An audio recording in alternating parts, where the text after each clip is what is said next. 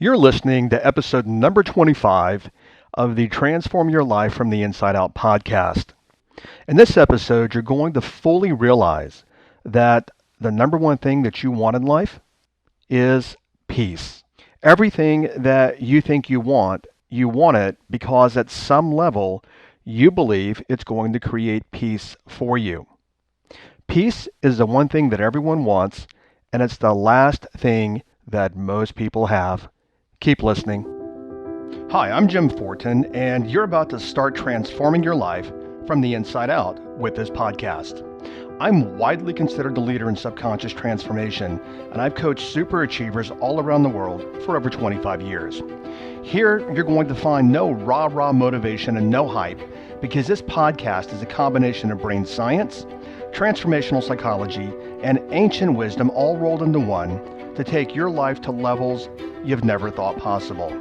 If you're wanting a lot more in life, to feel better, to heal, to have peace of mind, to feel powerful and alive, and to bring more abundance and prosperity into your life, then this podcast is for you, because you're going to start learning how to master your mind and evolve your consciousness. And when you do that, anything you want then becomes possible for you. I'm glad you're here. Okay, so I started in the introduction with obviously that the number one thing that everyone wants is peace. And you may have scoffed at that a little bit, but think about it. Money, a new home, car, a partner, education, health, anything, pretty much anything and everything that you want for one reason only, and you want it because you want peace of mind. And then many people also aren't at peace until they have what they think that they want that's going to give them peace. Now, let me give you an example here. Again, you might have scoffed a little bit, but let's say money. And if I say to you, you know what, you want money for peace of mind, you might be thinking, yeah, Jim, whatever. But if you look at it, for most people, money actually represents security, which, by the way, security is an illusion. It doesn't exist. I mean, you could actually save your entire life and get smacked by a bus tomorrow. Many people actually, they live in the future. I'm going to make all this money and for later, and then they don't make it till later. But anyway, many people think that money, the reason they want money is because they want security, but actually at a deeper level than that is they want peace so that they don't have to worry about security. Therefore, they think if they have money and they've got plenty of it, they have peace. So by giving you this example, you can probably see how most things in your life, and it's as simple as, let's say you want a fancy car and you're not happy till you get it, which is the way most people actually operate, which is from the outside in. But let's say you want the nice fancy car. Well, the piece is guess what? People are going to look at you in a certain way, because human beings, something that really drives them is social status. That's why, for example, here in Texas, you might drive by a trailer park somewhere, and you see a car out front, an Escalade or something that costs more than the mobile home. But if you really, really, you slow down and you look at it, most things that you want because it's going to give you at some point a certain level of peace, and that's generally not true. As I said just a couple of minutes ago, and it's obviously the entire point of this podcast, is if you're wanting external things to give you peace, the reality is you're probably never going to have peace in your life. And the reason why is because if you think, for example, money's going to give you peace, and then you get money, then because you're living from the outside in, then guess what? Next, it's going to be a new house in the Hamptons, or a beach house, or a mountain home, or another, some person, or a girlfriend, or a boyfriend, or whatever it is. But it's always something external. And hopefully you're starting to get from each and every episode that this podcast is intended to be not just informational, but transformational.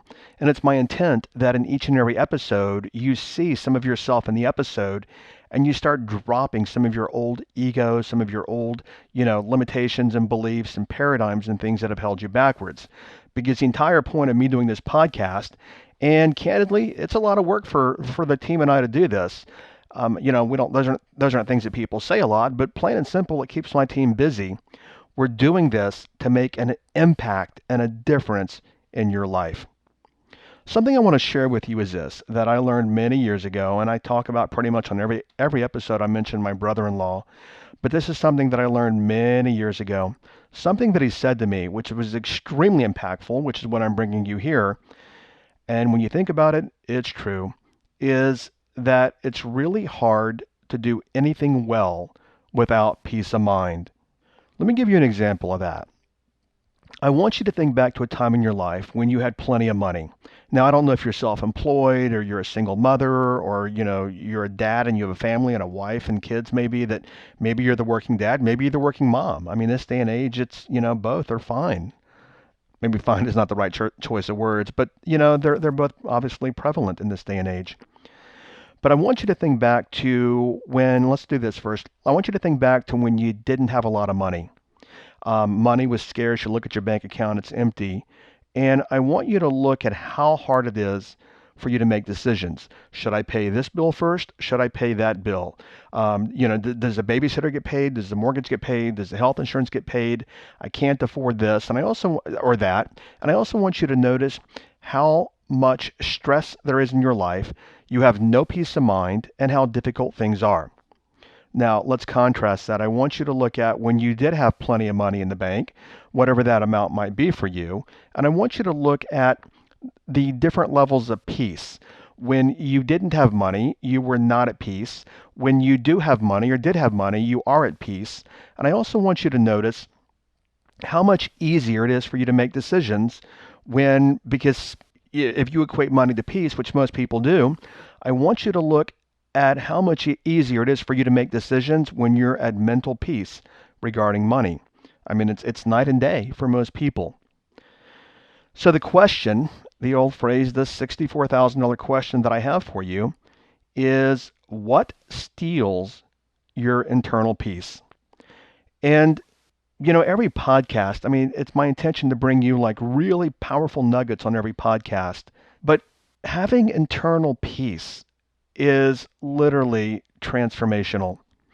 And my students in my coaching programs know, because I use myself as an example, that for the past 2 years, what I've been working on, and in my opinion, my observation, I've made some really significant strides, is I work from let nothing steal my internal peace. The Dalai Lama, I don't know if he said it, I just read a meme. I mean, he could, people actually create memes and they say all kind of things, but I read a meme where the Dalai Lama said, never let anyone's behavior steal your internal peace. And I don't think that I was out of control compared to a lot of people if I compared myself in this way, but I definitely used to be a person that would let certain things have my internal peace. And I'll give you some examples because you might be able to see yourself in these examples. Yesterday, for example, and I've mentioned before, so it's no big deal. I drive a Porsche, and I drive that car because I like to drive. And, in years gone by, and I've always kind of had, a Mercedes or nice cars or coupes or whatever, or fast cars. But what's interesting is there was this person driving really slow in front of me yesterday. I mean, they were like, 10 miles under the speed limit, and I was behind them and I couldn't get around them. And I was okay with that. It's totally cool. But in years past, I would have been like, oh my God, this driver is so damn slow and I wish they'd get out of my way. And, all these things that are not peaceful. You might have heard me mention before, and I don't know if I did mention it, but many years ago, I used to wait tables at the Ritz-Carlton. And the Ritz-Carlton sets the world standard for customer service and hospitality. I mean, phenomenal customer service. And so, when I'm out in the world, most customer service at most places is not that good. And in years past, I would just kind of sit there, at a restaurant or something, and I wasn't fuming and I wouldn't waste my whole time there. But I'd be like, geez, customer service really sucks here, or this wait staff is horrible, or they're slow, or the kitchen. I don't go into any of that. One of my other triggers in the past used to be rude people. I don't know. I mean, I'm guessing. Well, I know that being polite is a very high value to me. Being kind to people, being good to people is a very high value. And when people are rude, of all things, that used to steal my internal peace because I'd be like, wow, that person's really rude. What a jerk, blah, blah, blah. I just don't go there anymore. And as I started this, I don't think I've ever been out of control. I mean, I used to have a friend years ago, anything and everything would set him off. I mean, the wind blows the wrong direction and he's ranting and raving about it. I was never like that. And for the most part, I've always been, it is what it is. But I had that certain edge when things actually were, like when customer service was really bad or the driver was really slow or the person was really rude. It would annoy me. It just doesn't because it steals my peace. On that note, a friend of mine one time, we were talking about this on Facebook, and he wasn't a Facebook friend. I mean, he was a personal friend. And he said that when people are rude to him, he's rude back to them. And what I told him is that when people are rude to you, which is where I work from, and it's all tied into the piece for me, when people are rude to you, that's a reflection of them. But what many people do is they're rude back. But see, when they're rude to you, that's a reflection of them. When you're rude to them, that is a reflection of you. So these days, it's very hard to rattle me.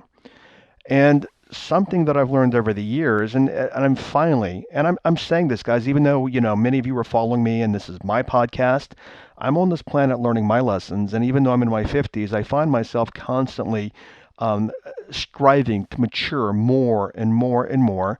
And I know that at 54, I'm not going to be as mature as I'm going to be at 60. And at 60, I'm not going to be as mature as I'm going to be at 70, 80, 90, and maybe even 100. I don't know. But where I'm working from now is, you may want to take this in, is like the Dalai Lama said, no one's behavior is worth you giving up your internal peace. I want to go a little further there, is if you really look at it, is no one's behavior is worth you getting into anger. Now, of course, there are varying degrees of people's behavior, but I mean in terms of our normal everyday world, anything that anybody does, if they invoke anger in you, you're actually giving them your anger. And if you're, think about this. Think about the hours before this podcast, or think about all yesterday. How many hours have you been through today where you're giving people your internal peace all day long? Or yesterday, look at your whole day. I mean, did you give up all of your internal peace yesterday? And then the question that I ask you is, for what? What benefit, what reward did you get for giving people your power? So where do we go with this? And what's interesting is one of the earlier podcast episodes was about living from your highest potential. And it wasn't one of the most downloaded episodes. And I think mainly because the word potential, highest potential, is overused. But that whole episode was about internal peace. Because when you go into silence, now, I mean, silence of mind, silence of environment, but specifically silence of mind. When you go into that, you are operating at the most powerful ability and potential that you have as a being. Yet, it's one of the most overlooked things. And in this world, it's something that literally 99% of people never think about. Because for most people, their head is full of nonsense. I mean, chatter. An example that I've used before is if you look at monkeys in the trees. I've been down in the jungles before in South America and places like that.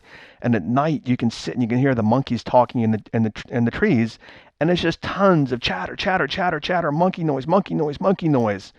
And most people's minds are like that. You might have also heard me say before about many of us want to change the world. We want to do something in the world. And if you're listening to this podcast, I would bet that not only are you interested in transformation and self-improvement, but you really want to do something in the world. And you may have heard me say before that to change my world, I have to change myself. To change myself, I have to stop my world, which is the internal noise in dialogue and chatter. When I stop my world, I can change myself. When I can change myself, then I can change the world. But most people go about it backwards. They go out into the world trying to do something, not even recognizing, the old phrase that Gandhi said is be the change that you want to see in the world. I also want to point out is that if you really sat back and you observed your thinking, you just watched the chatter in your head. Like, for example, let's say that it was just video recorded and you stood back and you watched it. 95% of what takes away your internal peace And I could actually say 100%, but I'll say 95% because when I say 100, that requires that we think at an even much higher level and letting go of just everything we're attached to. But let's just say normal life, what air quote, what I call normal, everyday, just the life we're living.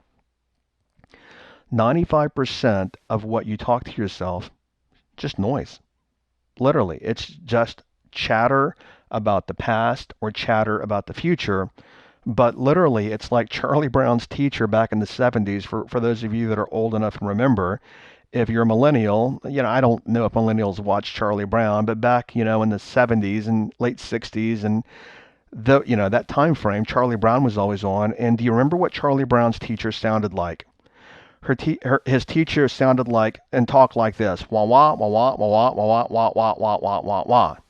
Well, that's most of what goes through your mind all day long is wah wah wah wah wah wah wah wah wah, and you have no internal peace. The reason you want internal peace is because now, when you stop all the chatter and you stop all the things that are stealing your peace, now you start to get more clarity in life. Now you're starting to use higher function of mind, and you're starting to allow what I call your higher sense, which is what some people call your sixth sense. Something that I want you to notice also is, and I know this about myself, is that anytime that I'm agitated or feeling perturbed, I am not at peace, obviously. And I want to point out that literally 99% of the time, it is because something has happened in my external environment. What we're doing is obviously we're responding, most people, and I'm sure you've done that and you can see yourself as you're listening to me now, is that most of us let our external environment steal our internal peace and harmony. So let me give you some examples, and I'm going to keep this episode really simple because sometimes, and that's why I keep a lot of the episodes as short as I can. I know most are under 30 minutes, some are 20. I think I only have one episode that's an hour long, and that was the one on the law of attraction and how people are misusing it. But sometimes, well, many times I believe, I like to keep things simple, but many times I believe that less can be more. And I know, because I know me, that I put a lot of let's put it this way. I put a lot of things in these podcasts that I know will help a lot of people, and I put a lot of stuff in them. So I know there's a lot of content, but I'm going to keep this one short and wrap up for a second and in just a minute. But what I want you to look at is I want you to look at when you're worked up. You're angry, you're agitated, you're frustrated, you're ranting at the world, you're mumbling under your breath. I want you to look at every bit of that. And what you're probably going to find is because someone or something in your external environment has actually triggered that. When we calm our mind, for example, if you've ever done any self-hypnosis, and there is actually there's a podcast here on that. If you've ever done any self-hypnosis, what you will find is that when you're in that state of mind, which is a brainwave frequency, your mind, as a matter of fact, I say that people become hypno junkies because your mind is very, very peaceful. And when your mind goes peaceful, now, again, we're setting ourselves up to bring in clarity, plus we are healing ourselves. When we go into that state of mind, the body automatically starts regenerating. Something else I want to say here is that where are the way that I got to where I got to was I recognized, and for example, emotionally when you're not at peace.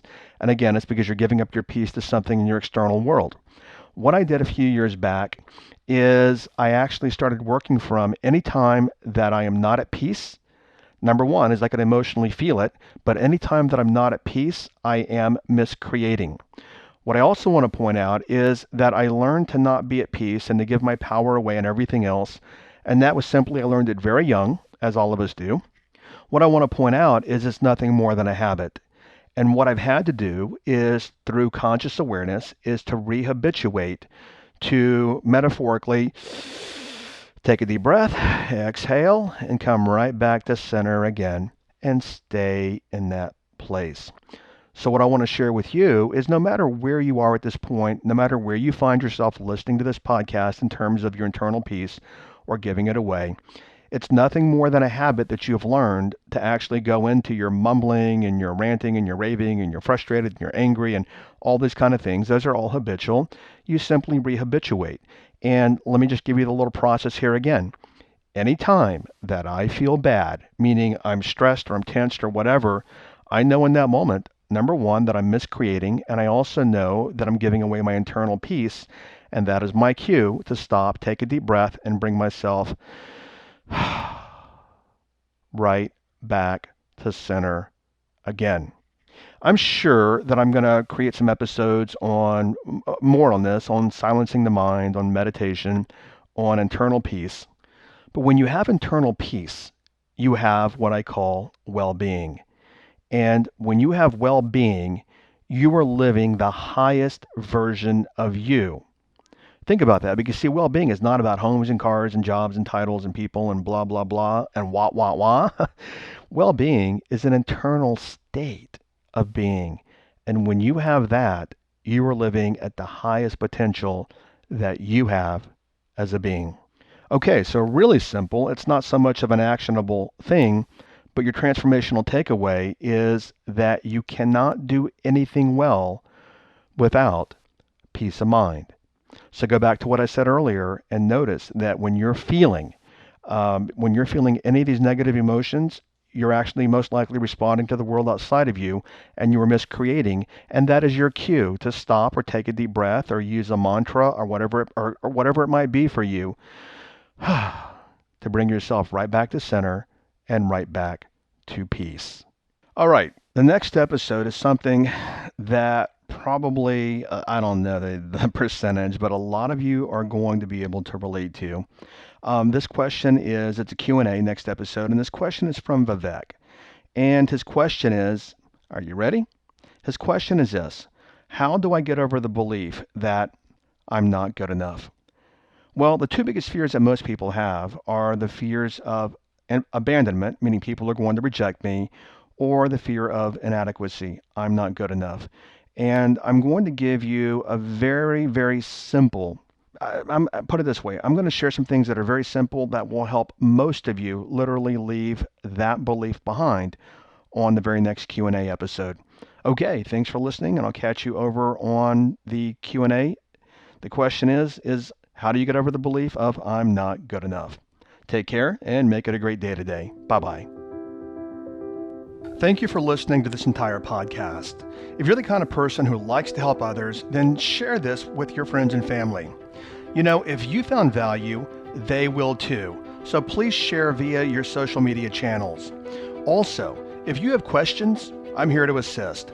You can email me questions to support@jimfortin.com, and I may even use your question for a future podcast episode. Also, if you want transformational content like this daily, connect with me on Instagram. My Instagram name is I am Jim Fortin. Finally, I do have a personal request. I believe that we're all here to help others and to grow and evolve ourselves. Together, you and I, let's help more people.